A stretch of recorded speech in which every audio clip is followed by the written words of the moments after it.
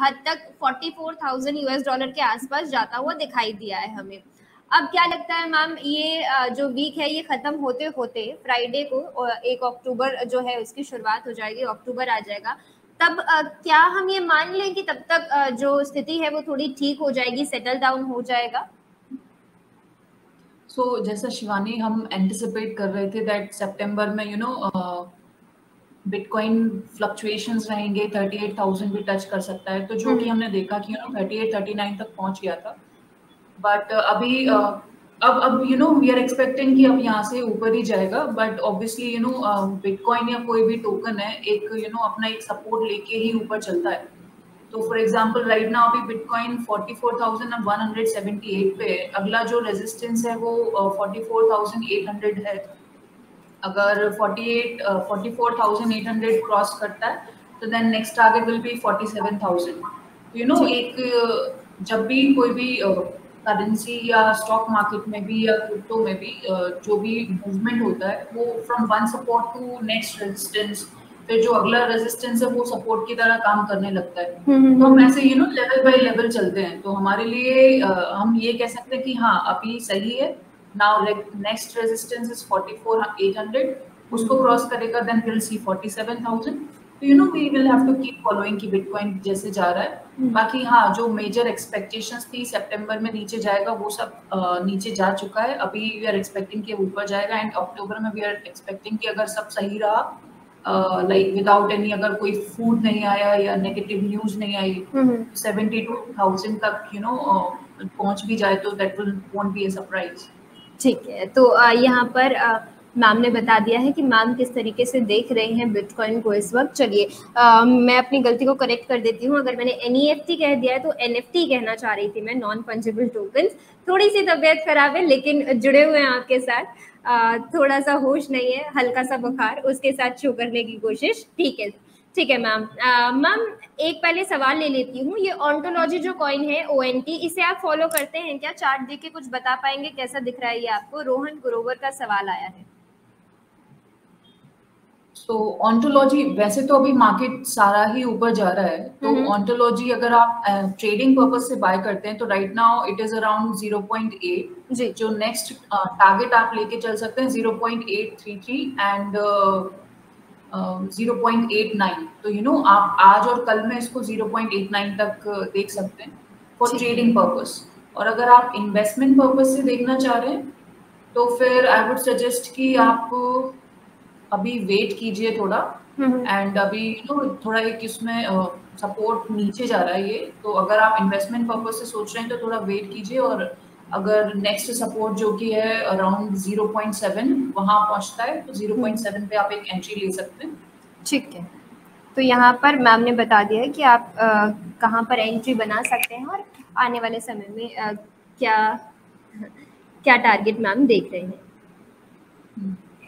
जी दिनेश जी अपने आप को फिट रखने की कोशिश तो कर रहे हैं। ठीक है दिनेश जी, यहाँ पर हमारे कह रहे हैं कि फीवर मत चढ़ाओ, अपने आप को फिट रखो। ठीक है, इसी तरीके से ये जो सफर है ये तो जारी रहेगा, चाहे मैं ठीक रहूं या ना रहूं या किसी भी तरीके से, लेकिन ये सफर तो आपके लिए जारी रहेगा। CRO कॉइन मैम, इसे फॉलो करते हैं क्या आप? CRO जी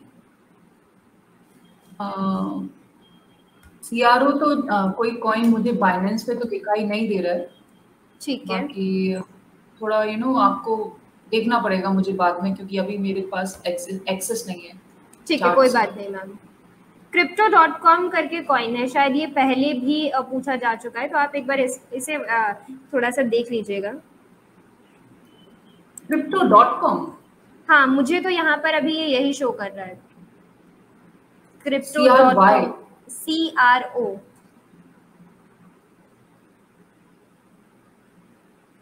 नहीं, Crypto.com तो एक एक मार्केट प्लेस है जहाँ पे NFTs वगैरह बाय एंड सेल। जी जी जी, वो हमारे जो व्यूअर हैं वो वही बता रहे हैं कि CRO इज एक्सचेंज।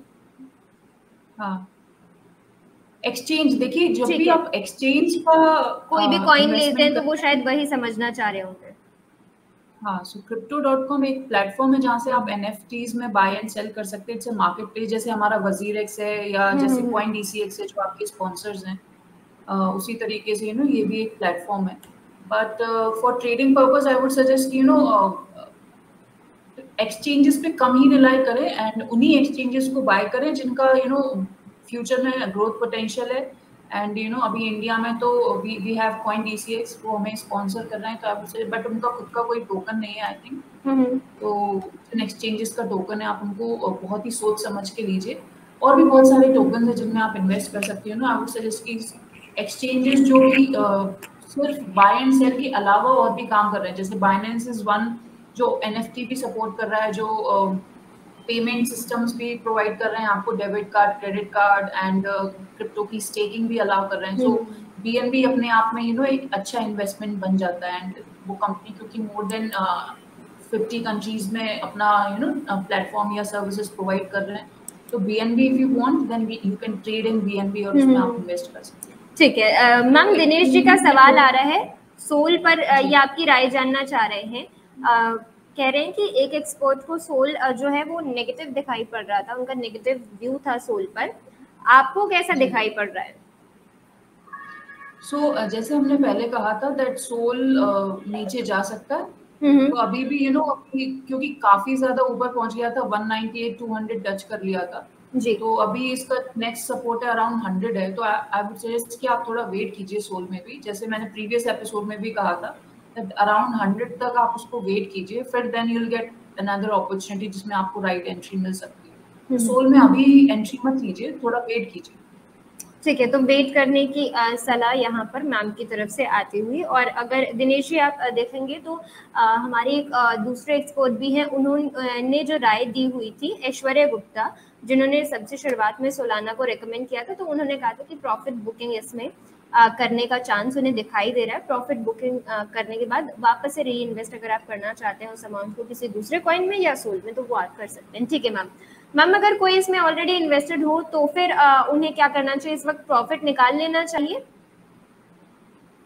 तो आप जैसे अगर आपने 60-70 पे इन्वेस्ट किया था तो I think it's a good time, आप 50% प्रॉफिट निकाल सकते हैं एंड फिर वेट कर सकते हैं कि अगला जो भी एक नेक्स्ट सपोर्ट रहेगा, बिकॉज अभी तो नीचे आने वाला है। तो आई वुड सजेस्ट कि आप प्रॉफिट बुक कर लीजिए अपना 50% 60% एंड देन नीचे आता है तो you can take another entry उसमें। ठीक है। लेकिन अगर मैम पिछले 2 दिन की ही केवल बात की जाए तो जिस तरीके से बिटकॉइन ऊपर गया है, तो बिटकॉइन के साथ साथ ये भी ऊपर गया है। नीचे आया था 130 के आसपास भी आ चुका है, और उसके बाद फिर हाँ यहाँ पर 130, 127, 126 के आसपास दिखाई दे रहा है, और उसके बाद फिर ये वापस ऊपर आया है बिटकॉइन के साथ। तो क्या आपको लगता है कि बिटकॉइन अगर अपनी स्पीड पकड़ लेता है तो ऐसे कॉइन्स भी उसके साथ भागना शुरू कर देंगे? नहीं, सी सोल में क्या हुआ ना कि पिछले 1 महीने 2 महीने में इसने अपना आप मार्केट से सेपरेट ही अपना एक ग्रोथ बनाया था, अपना एक पाथ फॉलो किया था। तो किसी भी कॉइन में जब काफी एकदम से मूवमेंट हो जाता है तो वो थोड़ा करेक्शन तो होता ही है। तो इवन तो बिटकॉइन ऊपर जाएगा, लेकिन इट इज नॉट गारंटीड कि सोल भी उसको फॉलो करते हुए ऊपर जाएगा। तो आई एम फीलिंग कि आप थोड़ा उसमें ऊपर जा सकता है, बट देन रिस्क है क्योंकि अभी करेक्शन का वी आर वेटिंग कि अभी थोड़ा नीचे ही जाना चाहिए, because we don't see a clear path कि ऊपर ही जाएगा। बाकी मार्केट बुलिश है एंड तो वी नेवर नो कि किधर जा सकता है। बिल्कुल, तो यही होता है कि क्रिप्टो में जब भी हम बात करते हैं तो एकदम क्लैरिटी नहीं होती है, बट आपको इन्हीं प्रेडिक्शंस के साथ काम करना होता है। तो अभी अगर किसी ने इन्वेस्ट किया हुआ है तो व्यूअर्स के लिए यही सलाह होगी कि प्रॉफिट बुकिंग करते हुए चलिए, और उसके बाद थोड़ा सा और करेक्शन जो है वो आ सकता है। तो अभी अगर आपने तब रिकमेंडेशन के हिसाब से इसमें इन्वेस्ट किया था तो आप ऑलरेडी प्रॉफिट में होंगे, तो उतना प्रॉफिट तो आप ज़रूर इसमें से निकालिए। ठीक है, thank you so much Rohan अपना सवाल भेजने के लिए। ठीक है, तो रोहन अभी आपसे जानना चाह रहे हैं कि सोल तो मिस हो गया, लेकिन उसके अलावा कोई और कॉइन जिस पर नज़र बना के रख सकते हैं? सोल तो अब तक डबल रिटर्न दे चुका है मैम, ऐसा ही कोई और कॉइन दिख सकता है क्या? अभी तो अगले 3 महीने में तो आप निश्चिंत रहिए कि क्या कोई कॉइन नहीं देगा रिटर्न्स, बिकॉज आप जिसमें भी इन्वेस्ट करेंगे वी आर एक्सपेक्टिंग कि वो काफी रिटर्न्स देगा। तो अभी right now we have Polkadot, जो डॉट के नाम से हम जानते हैं, एंड एडीए, अदा कार्डानो, उनमें भी आप इन्वेस्ट कर सकते हैं। फिर इसके अलावा देयर इज यूटीके एंड यूटीके CELR में आप इन्वेस्ट कर सकते हैं। बाकी फिर मैं अगले एपिसोड में आके आपको पूरा एक लिस्ट थमा दूंगी जहाँ पे you can invest for next 3 months. But अभी जो मैंने आज ऑब्जर्व किया है, मैं उनकी बेसिस पे कह सकती हूँ कि 2 टाइम्स तो आपको रिटर्न्स अदा कार्डानो, पोल्का डॉट और रे जो है रेडियम, उसमें भी मिल जाएगा। तो उसमें आप माना में भी जो मतलब NFT या जो एक्सी इन्फिनिटी या जो गेमिंग ब्लॉकचेन्स हैं उनमें भी इन्वेस्ट कर सकते हैं। तो ये सब अभी 2 टाइम्स 3 टाइम्स तो आपको आसानी से दी जाएंगे। ठीक है मैम, रे तो आपने काफी निचले लेवल से रेकमेंड किया हुआ है शो पे, मुझे याद है। जी 5 से रिकमेंड किया था मैंने, बट वी आर एक्सपेक्टिंग कि मतलब 100-500 तक तो जाएगा, $500। तो for long term and for short term investment ये बहुत ही अच्छी अपॉर्चुनिटी है। ठीक है, अगर मैम इतने अच्छे टारगेट्स ये दिखा सकता है तो ऐसी कौन से फंडामेंटल्स पर ये काम कर रहा है जिसकी वजह से इतने बुलिश हैं एक्सपर्ट्स इस पर? सो रे क्या है, जो सोलाना इकोसिस्टम है उसको यूज किया है, एंड बाकी it's a newly launch platform है, जो कम्युनिटी है वो स्ट्रॉन्ग है, and fundamentals in the sense कि प्रूफ ऑफ स्टेक पे काम कर रहे हैं। बाकी और डिटेल में टेक्निकलिटीज में आपको अगले एपिसोड में बताऊंगी, बिकॉज अभी तो आई नो कि सोलाना जो इकोसिस्टम है उस पे काम कर रहे हैं, तो सारे ही सोलाना इकोसिस्टम के जो टोकन्स हैं वो काफी आगे तक जाएंगे। ठीक है मैम, सोलाना इकोसिस्टम वाले जो कॉइन्स हैं वो आगे जाएंगे और सोलाना पर हम प्रॉफिट बुकिंग की सलाह दे रहे हैं, ऐसे कैसे मैम? मतलब सोलाना में प्रॉफिट बुकिंग, बिकॉज देखो सोलाना इकोसिस्टम में बहुत सारे कॉइन्स हैं, कुछ न्यूली लॉन्च हैं, कुछ पुराने लॉन्च हैं। सोल अपने आप में काफी टाइम से वो ट्रैक किया है, मतलब इन द सेंस कि वो ग्रो किया है, वो रिटर्न्स दिया है। आप प्रॉफिट बुक करेंगे, नीचे जाएगा फिर से ऊपर जाएगा। आप कोई भी टोकन को ये नहीं कह सकते कि सारे ऊपर ही जाएंगे, एक साथ ऊपर जाएंगे। जैसे रे भी हमने देखा 15 तक पहुंच गया था, 5 से 15 तक पहुंचा, देन सम करेक्शन हुआ, अभी 10 पर है, एंड 10 के बाद फिर 25 30 जाएगा, फिर नीचे जाएगा। तो ये साइकिल होती है। जैसे सोलाना अभी नीचे की ओर जा रहा है, एक साइकिल है। अभी उसने अपना जो बुलिश साइकिल है उसको कंप्लीट किया, थोड़ा करेक्शन होगा, फिर उसके बाद ऊपर जाएगा। तो सोलाना इकोसिस्टम में भी कॉइन्स अपना अपना एक चार्ट फॉलो करेंगे, ट्रैक फॉलो करेंगे। सारे कॉइन्स एक साथ ही ऊपर नहीं जाते, भले ही सिमिलर इकोसिस्टम में हो, तो वो अपना अपना एक साइकिल के अकॉर्डिंग जाते हैं। ठीक है मैम, चलिए अब बात करते हैं NFTs पर मैम। नॉन फंजिबल टोकन्स, इन्हें आप किस तरीके से हमारे व्यूअर्स को सिंपल लैंग्वेज में समझा सकती हैं?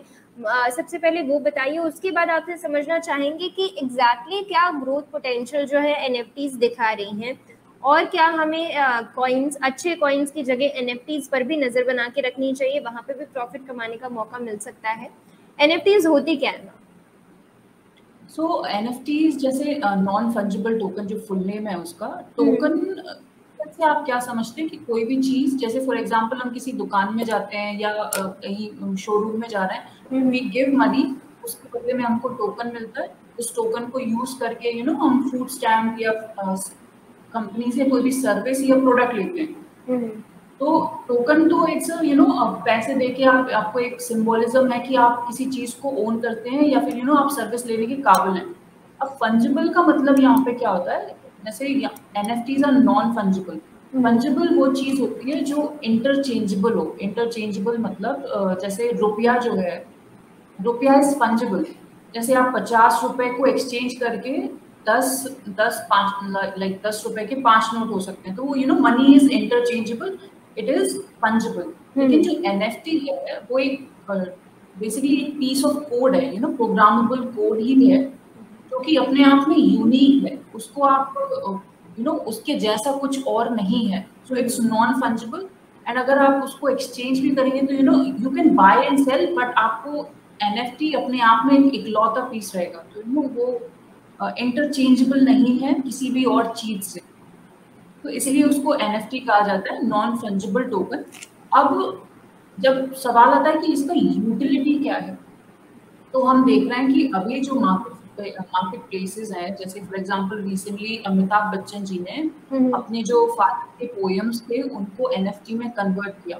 अब हम एज इंडियंस हम सब जानते हैं कि अमिताभ बच्चन एंड उनके फादर जो पोएट हरिवंश राय बच्चन थे, जी वो अपने आप में उनकी फैन फॉलोइंग है एंड लोग उनके चीजों को बेसिकली लोग उनसे जुड़े जुड़े रहना चाहते हैं। हर संडे को उनके घर पे जाते हैं, तो एक कम्युनिटी है, एक स्ट्रॉन्ग फैन फॉलोइंग है।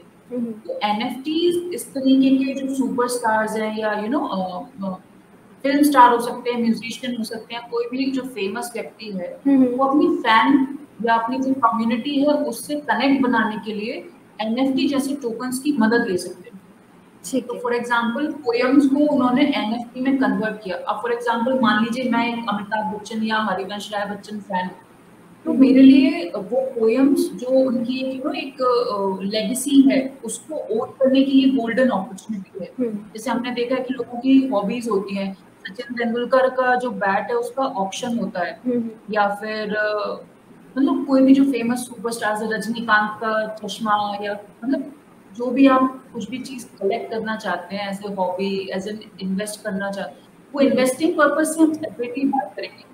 बट अभी मैं समझाना चाह रही हूँ कि आप NFTs का utility it connects to people, but वहाँ पे नॉट जस्ट दीज पोएम्स, आप किसी भी म्यूजिक का भी NFT क्रिएट कर सकते हैं।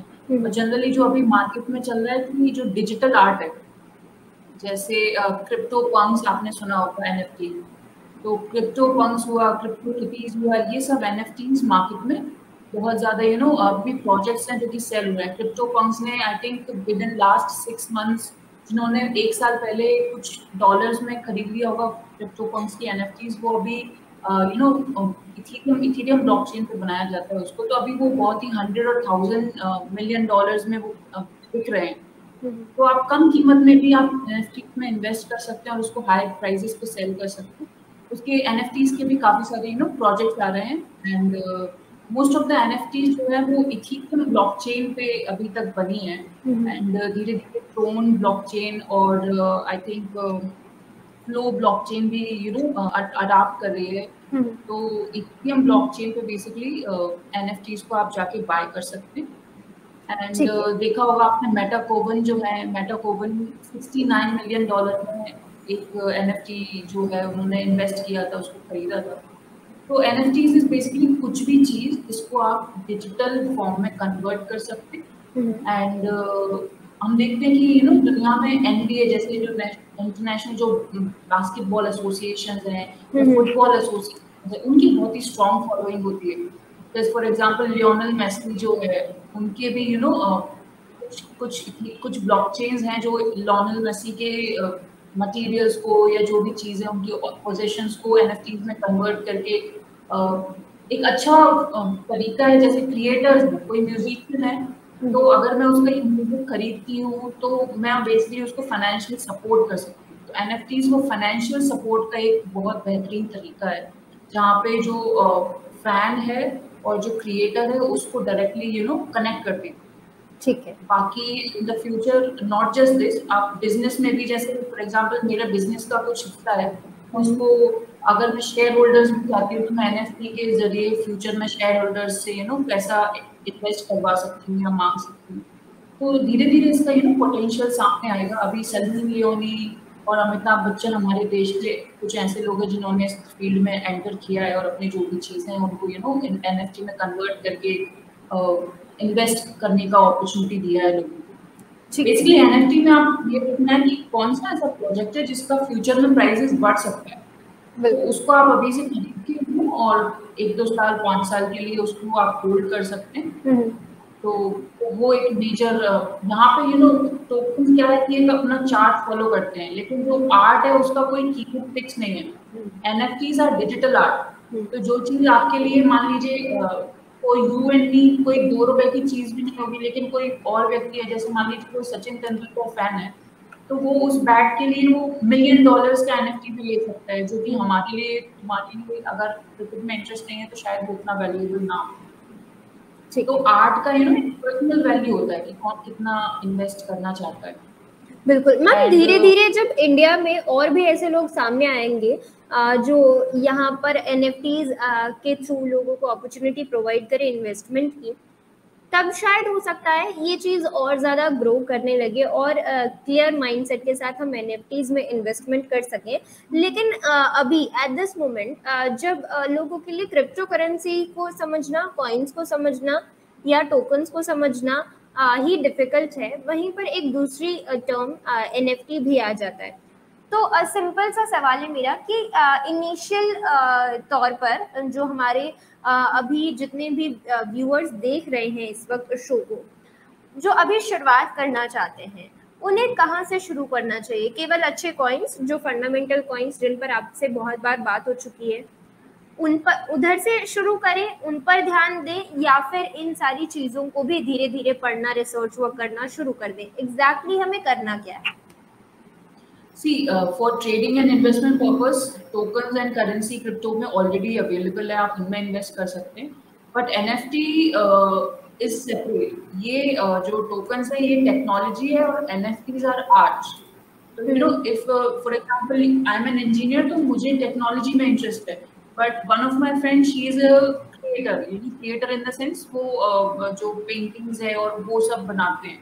तो वो कहीं ना कहीं अपने पेंटिंग्स को सेल करने का एक पेंटिंग्स के जरिए पैसा कमाने का एक रास्ता फाइंड करना की कोशिश कर रहे हैं. तो फॉर एग्जांपल अगर मैं पेंटर हूँ, मैं अपने पेंटिंग्स का डिजिटल फॉर्म में कन्वर्ट करके उसका NFT बना के एंड रेगुलर अगर जो फिजिकल फॉर्म में है तो वो मुझे शायद कम कीमत पे मिलेगा, लेकिन जो डिजिटल फॉर्मेट है वहां से मैं आपको जो NFTs आपके ऑडियंस को डिजिटली पूरी दुनिया को आपका ऑडियंस बना देंगे. तो इथेरियम ब्लॉकचेन पे आपके जो इन्वेस्टर्स हैं वो दुनिया के किसी भी कोने से आप में आपके जो आर्ट फॉर्म है उसमें इन्वेस्ट कर सकते हैं.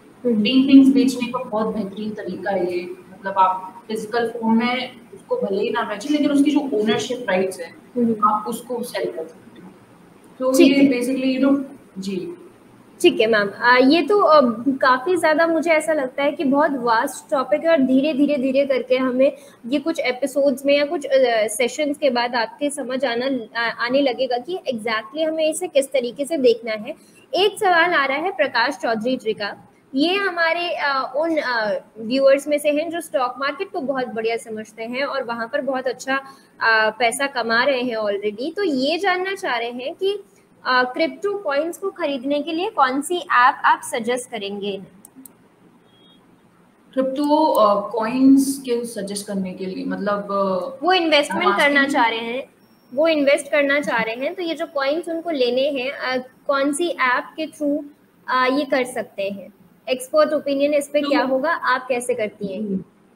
तो आई वुड सजेस्ट कि जैसे फॉर एग्जांपल मैं ट्रेडर हूँ, क्रिप्टो में ट्रेडर हूँ, तो मुझे ऐसा टोकन, ऐसा एक्सचेंज चाहिए जिसमें बहुत ज्यादा वॉल्यूम हो, जिसमें मेरे ऑर्डर्स मतलब फटाफट एग्जीक्यूट हो जाएं. तो आई यूज बायनेट. तो I am not recommending it, मतलब बट क्योंकि आपने पूछा तो I am suggesting it. But वही है कि आप अगर लॉन्ग टर्म के लिए इन्वेस्ट कर रहे हैं और जिस टोकन में आप इन्वेस्ट कर रहे हैं आपके लिए एक्सचेंज मैटर नहीं करेगा, आपके लिए टोकन मैटर करेगा, क्योंकि आप टोकन को रिसर्च करेंगे, उसको फाइंड करेंगे कहाँ किस कीमत पे खरीदना है. तो अगर वो किसी इंडियन एक्सचेंज पे अवेलेबल है, CoinDCX पे अवेलेबल है, WazirX पे अवेलेबल है, तो आप वहां से खरीद सकते हैं. और अगर वो वहां अवेलेबल नहीं है तो इंटरनेशनल एक्सचेंजेस पे जा सकते हैं. But I prefer international exchanges because वहाँ पे बहुत ज्यादा वॉल्यूम रहता है एंड एज अ ट्रेडर हमको फटाफट ऑर्डर एग्जीक्यूट हो जाए, जहाँ पे बहुत ज्यादा वॉल्यूम हो, जहाँ पे नंबर ऑफ कॉइन्स बहुत ज्यादा हो, लिस्टेड कॉइन्स.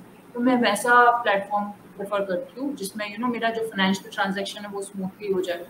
तो आप सारे जो नाम लिए हैं मैंने सारे एक्सचेंजेस के, उनको यूज करके देख सकते हैं जो भी आपको कंफर्टेबल. जी, ये एक बहुत लाइक पर्सनल एक्सपीरियंस पे डिपेंड करता है कि आप आपके एक्सपीरियंस के हिसाब से आपको कौन सा जो ऐप है वो पसंद आता है और कौन सा एक्सचेंज जो है वो पसंद आता है.